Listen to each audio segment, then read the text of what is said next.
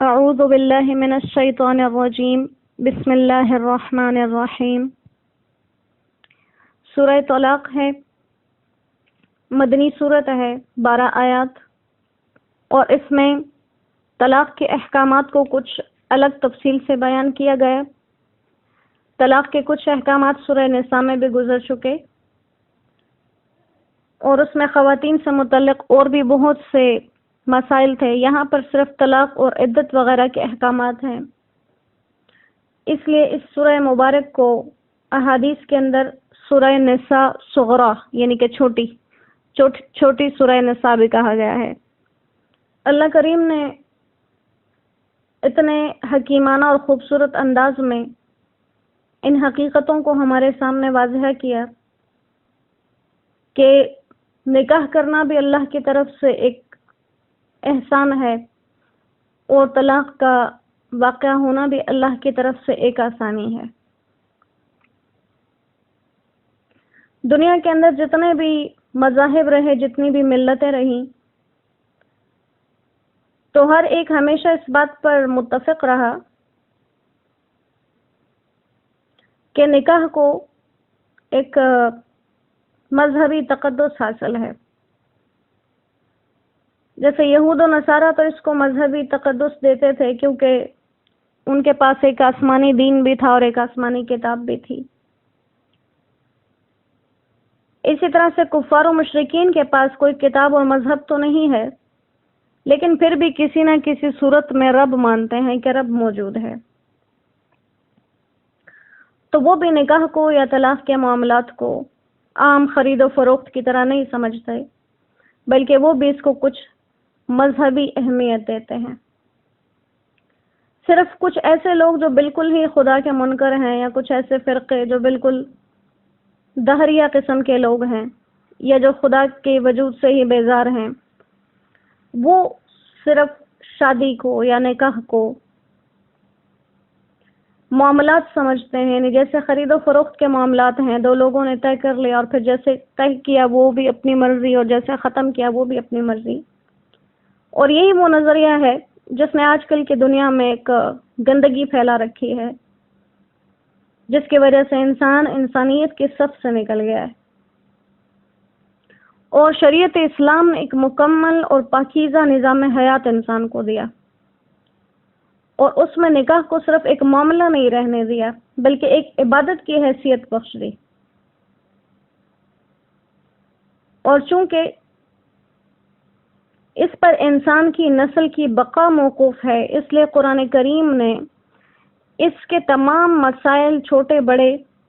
قرآن کریم کے اندر اچھی طرح سے وضاحت سے بیان کیے ہیں۔ حالانکہ دنیا میں جو سب سے بڑا مسئلہ ہے وہ معاش کا مسئلہ ہے، تجارت کا مسئلہ ہے، لیکن اس کے بارے میں قرآن کریم میں صرف بڑے بڑے اصول بتائے گئے ہیں، ان کے چھوٹے معاملات قرآن کریم کے اندر نہیں ملتے۔ لیکن نکاح اور طلاق یہ ایسے مسائل ہیں جن کے چھوٹی چھوٹی جزیات کو بھی قرآن کریم کے اندر بیان کیا گیا، اور اللہ سبحانہ و تعالی نے نکاح کو رکھا جس سے انسان کی زندگی پاکیزگی کے اندر آ جائے، اور انسان بھٹکنے سے، نفس کے شر سے محفوظ رہ سکے، اور انسان کو ہدایت کی گئی کہ اس تعلق کو تلخیوں سے، رنجشوں سے پاک رکھا جائے۔ لیکن اگر کبھی کوئی ایسی صورتحال پیش بھی آ جائے تو جہاں تک ہو سکے اس صورتحال کو خود حل کرنے کی کوشش کی جائے۔ لیکن اگر مشکلات بڑھتی جائیں، سخت ہوتی جائیں، نبھاؤ کی کوئی صورت نہ بن سکے، تو پھر اللہ سبحانہ و تعالیٰ نے طلاق کو جائز کر دیا ہے، اور اس کے لیے اتنے اصول اور اتنے طریقے مقرر کیے ہیں کہ اس کو بھی کوئی انسان محض اپنا غصہ اتارنے یا اپنی چودراہٹ جتانے کے لیے یا اپنی مردانگی ثابت کرنے کے لیے استعمال نہ کرے، بلکہ طلاق کو بھی اللہ کا حکم سمجھے اور اسی مطابق اس کو ادا کرے۔ اور باوجود یہ کہ طلاق اللہ سبحانہ و تعالیٰ نے ہی جائز کی ہے، لیکن اللہ کے نزدیک تمام جائز کاموں میں سے سب سے ناپسندیدہ ترین کام ہے، حضرت عبداللہ ابن عمر رضی اللہ تعالیٰ عنہما سے روایت ہے کہ آپ صلی اللہ علیہ وسلم نے فرمایا، حلال چیزوں میں سب سے زیادہ ناپسندیدہ اللہ کے نزدیک طلاق ہے۔ اسی طرح حضرت علی کرم اللہ وجہہ سے روایت ہے، نبی کریم صلی اللہ علیہ وسلم نے فرمایا، نکاح کرو اور طلاق نہ دو، کیونکہ طلاق سے عرش رحمان ہل جاتا ہے۔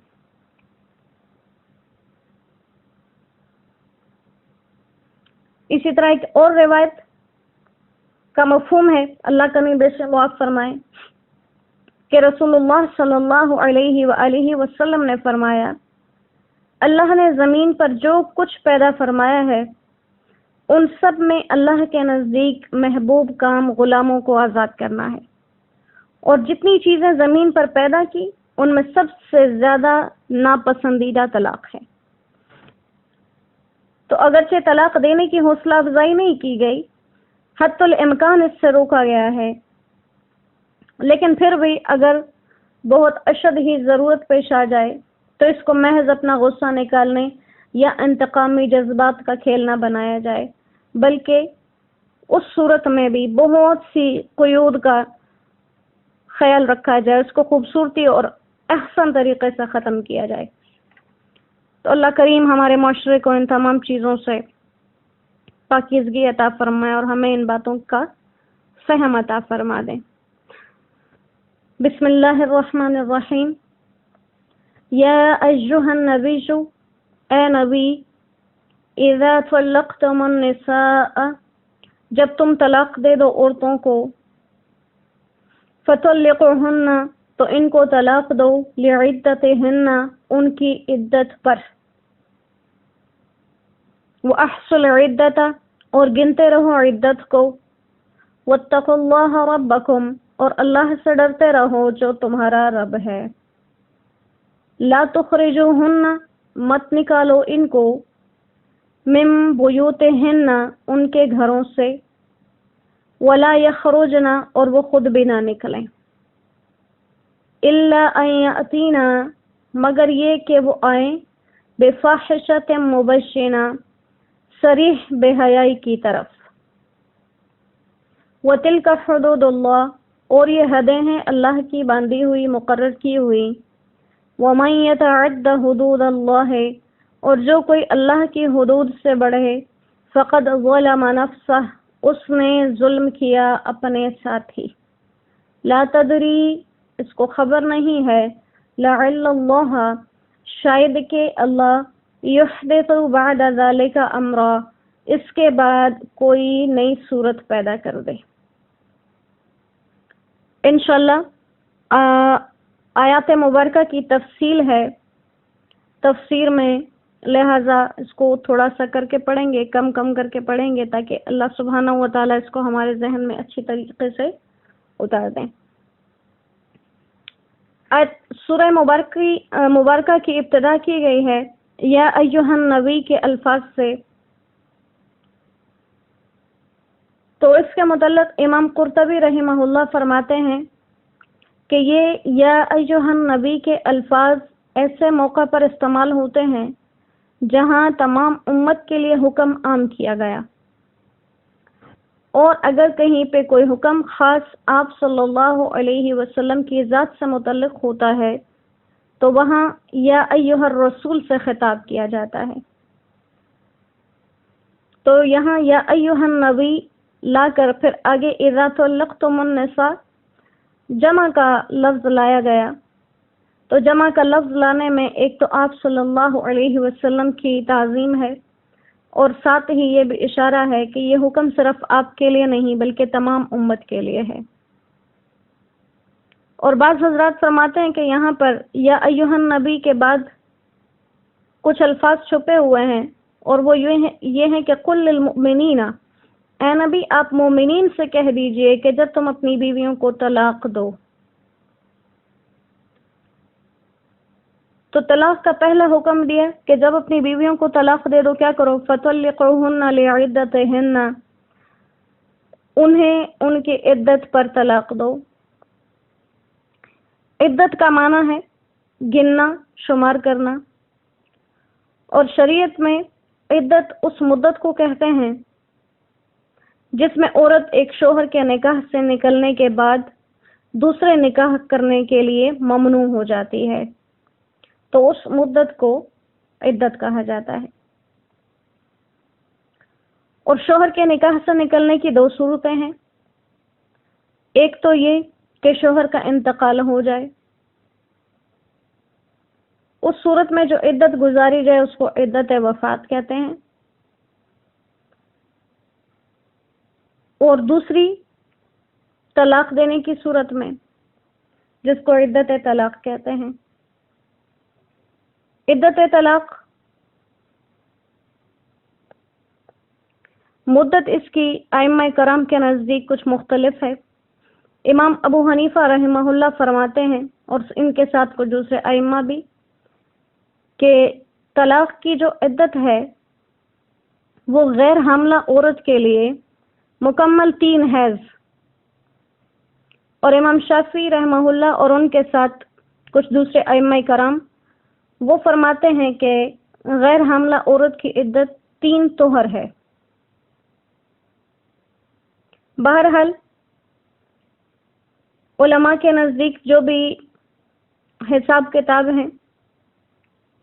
تو جتنے عرصے میں 3 حیض یا 3 طہر پورے ہو جائیں وہی عدت طلاق ہو جائے گی اپنے اپنے مسلک کے مطابق۔ اور جن عورتوں کو حیض نہیں آتا کم عمری کی وجہ سے یا بڑی عمر کی وجہ سے ان کا حکم الگ سے بیان کیا جا رہا ہے۔ اسی طرح کسی کے شوہر کی وفات ہو جائے اس کا بھی حکم آگے الگ سے آ رہا ہے۔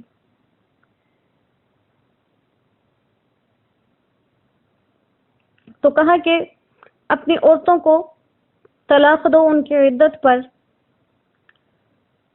اور حالت حیض میں طلاق دینے سے منع کیا گیا ہے۔ حضرت عبداللہ ابن عمر رضی اللہ تعالیٰ عنہ سے روایت ہے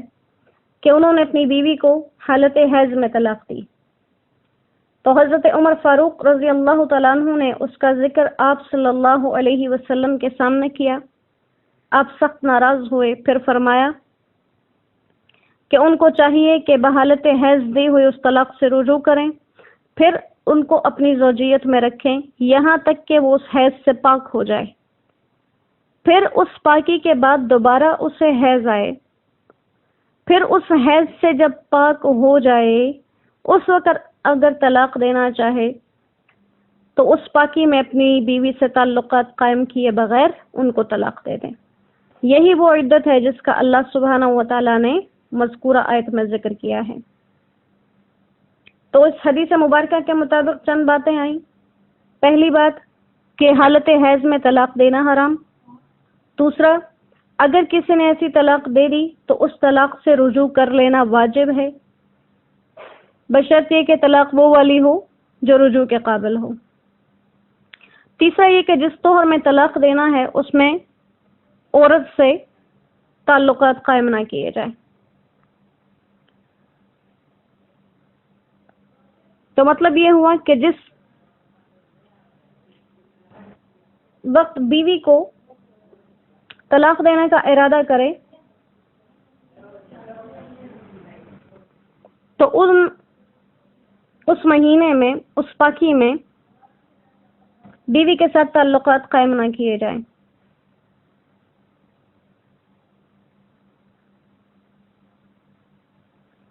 تاکہ شریعت کے حکم کا مذاق نہ بنے،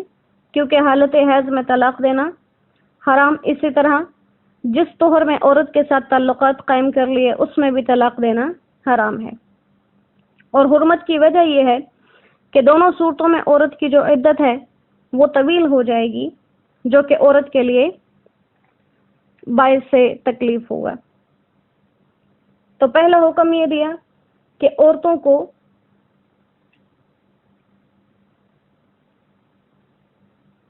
طلاق دو ان کی عدت پر۔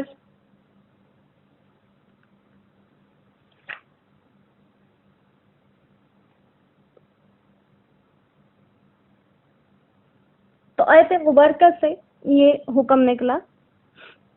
کہ جس طہر میں طلاق دینے کا ارادہ ہو اس میں عورت سے تعلق قائم نہ کیے جائیں۔ اور جن حضرات کے نزدیک عدت طہر سے ہی شروع ہوتی ہے، ان کا مطلب یہ ہے کہ بالکل شروع کے طہر میں طلاق دے دی جائے اور پھر ظاہر طلاق کے بعد تعلقات قائم نہ کیے جائیں۔ دوسرا حکم دیا کہ وہ احصل عدت، عدت کو اچھی طرح سے گن لو، یعنی ایسا نہ ہو کہ غفلت کی وجہ سے یاد نہ رہے تو بھول میں پڑھ کر کہیں عدت کے ختم ہونے سے پہلے ہی اس کو ختم سمجھ لیا جائے، یا یاد نہ رہے تو عدت مزید طویل ہو جائے۔ اور یہ ذمہ داری عدت کے دنوں کے یاد رکھنے کی مردوں اور عورتوں دونوں کے لیے ہے کہ دونوں اس کو یاد رکھیں، کیونکہ یہاں پر وہ احسو مذکر کا صیغہ استعمال کیا گیا ہے، اور عمومی حکم یہ ہوتا ہے کہ جہاں پر کسی حکم میں مرد اور عورت دونوں کو مخاطب کرنا ہو تو وہاں پر مذکر کے الفاظ لائے جاتے ہیں، عورتیں اس میں طبعاً داخل سمجھی جاتی ہیں، لہذا یہاں پر یہ ذمہ داری مردوں پر بھی ڈالی گئی ہے کہ عدت کو گن کے رکھیں۔ اور اگلا حکم دیا، تیسرا حکم، لا تخرجوہن من بیوتہن، عورتوں کو ان کے گھروں سے مت نکالو۔ ان کے گھروں سے یعنی عورت کی طرف گھر کی نسبت کر کے اشارہ کر دیا کہ جب تک اس کی عدت مکمل نہیں ہوتی وہ اسی گھر میں رہے گی جس میں پہلے رہتی تھی، اور اس کا اس گھر میں رہنا یہ شوہر کا کوئی اس پر احسان نہیں ہے، بلکہ یہ ایک اپنے حق کا، اپنے واجب حق کا ادا کرنا ہے جو شوہر کے ذمہ تھا، کیونکہ بیوی کے حقوق میں سے اس کے رہائش بھی ہوتی ہے۔ تو بتایا کہ یہ حق جو اس عورت کو حاصل تھا یہ صرف طلاق دینے سے ختم نہیں ہوتا، بلکہ عدت کے ایام گزرنے تک عورت کو اسی جگہ پر رہنے کا حق ہے جہاں پر وہ رہتی تھی۔ اس گھر سے نکال دینا عدت کے مکمل ہونے سے پہلے پہلے یہ ظلم ہے اور حرام ہے۔ اسی طرح خود بھی عورت کے لیے ولا یخرجن، وہ خود بھی نہ نکلے، خود بھی اس کا اس گھر سے نکلنا ظلم ہے اور حرام ہے، کیونکہ یہ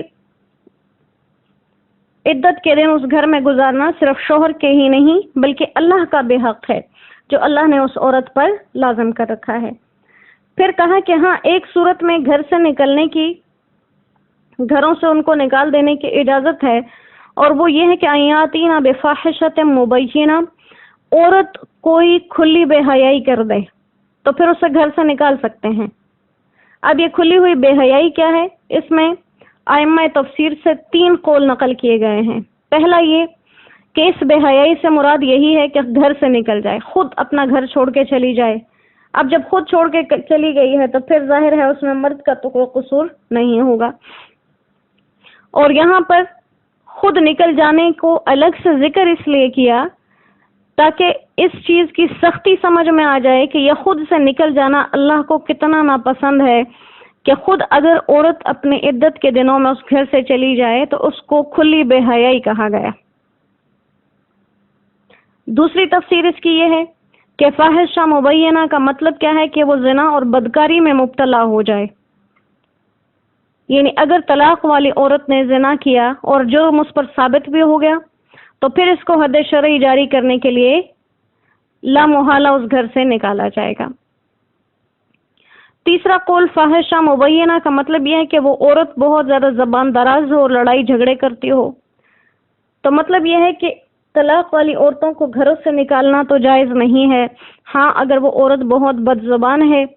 اپنے شوہر اور اس کے متعلقین سے بد زبانی کرتی ہے، تو پھر اس کو عدت کے اندر اندر بھی اس مکان سے نکالا جا سکتا ہے۔ اور ساتھ میں اسلام کا اتنا خوبصورت ایک واضح و نصیحت کا انداز ہے، یہ قرآن کریم کا اسلوب ہے کہ ہر حکم کے بعد اللہ تعالیٰ کا خوف اور آخرت کی فکر انسان کو دلائی جاتی ہے، کیونکہ اگر یہ تعلقات صرف دنیاوی احکامات پر ہوتے تو انسان پابندی نہیں کر سکتا۔ میاں بیوی کے تعلقات آپس میں اچھے ہیں یا برے ہیں، اس کا حکم وہ دونوں خود ہی ایک دوسرے پر لگا سکتے ہیں۔ اور یہ چیزیں انسانوں کے لحاظ سے اچھی نہیں رکھی جا سکتی. ان معاملات کو وہی انسان درست رکھے گا جن میں خوف آخرت ہوگا. تو اللہ سبحانہ و تعالیٰ نے فرمایا وَتِلْكَ حُدُودُ اللَّهِ، یہ حدیں اللہ نے مقرر کر رکھی ہیں. اور جو شخص اللہ کی مقرر کردہ حدوں میں